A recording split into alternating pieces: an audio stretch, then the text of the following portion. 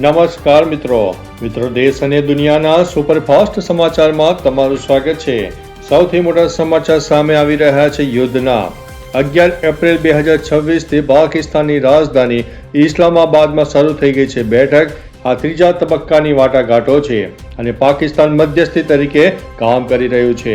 અન્ય મહત્વના સમાચારની વાત કરીએ તો હવામાન વિભાગની આગાહી, અસામાન્ય વરસાદ, વીજળી અને ગ્રીષ્મની વાવાઝોડાની અસર કેટલાક વિસ્તારોમાં ચાલુ રહેશે। આગામી દિવસોમાં ઉત્તર ભારત અને પૂર્વ ભારતમાં વધુ વરસાદની સંભાવના રહેલી છે। અન્ય મહત્વના સમાચારની વાત કરીએ તો ગુજરાતમાં સ્થાનિક સ્વરાજ્યની ચૂંટણીઓ, ભાજપે ગીર સોમનાથ જિલ્લા પંચાયત માટે ઉમેદવારો જાહેર કર્યા છે। અન્ય જિલ્લામાં પણ તૈયારીઓ ચાલુ થઈ ગઈ છે।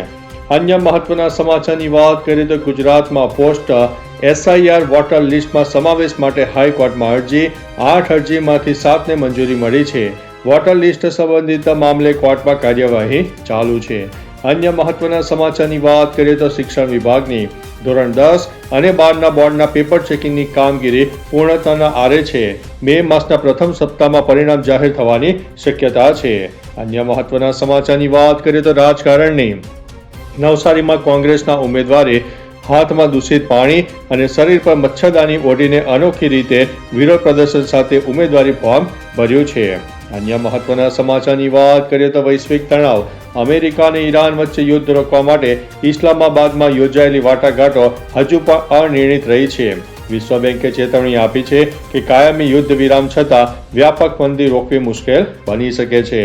અન્ય મહત્વના સમાચારની વાત કરીએ તો ઈંધણના ભાવમાં ફેરફાર, ભારત સરકાર દ્વારા ડીઝલ અને એર ટર્બાઇન ફ્યુઅલ પરની એક્સપોર્ટ ડ્યુટીમાં મોટો વધારો કરવામાં આવ્યો છે, જો કે પેટ્રોલ પરની રાહત યથાવત રાખવામાં આવી છે।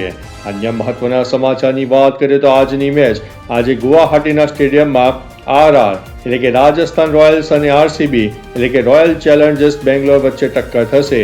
આ બંને ટીમો અત્યાર સુધીમાં સિઝનમાં અજેય રહી જોવા મળી છે। અન્ય મહત્વના સમાચારની વાત કરીએ તો CSKની જીત, ગઈકાલે રમાયેલી મેચમાં ચેન્નઈ સુપર કિંગ્સે દિલ્હી કેપિટલ્સને 23 રને હરાવીને જીતનું ખાતું ખોલી નાખ્યું છે। સંજુ સેમસને શાનદાર સદી ફટકારી છે।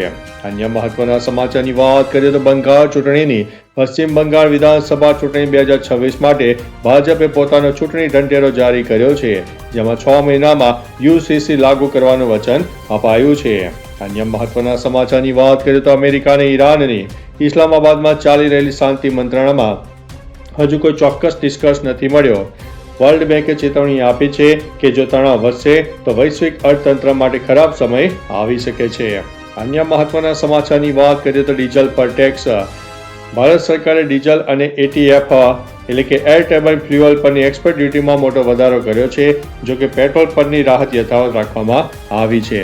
તો ચાલો મિત્રો, ફરીથી દેશ અને દુનિયાના સુપરફાસ્ટ સમાચાર લઈને મળતા રહીશું। ત્યાં સુધી અમને રજા આપશો। નમસ્તે।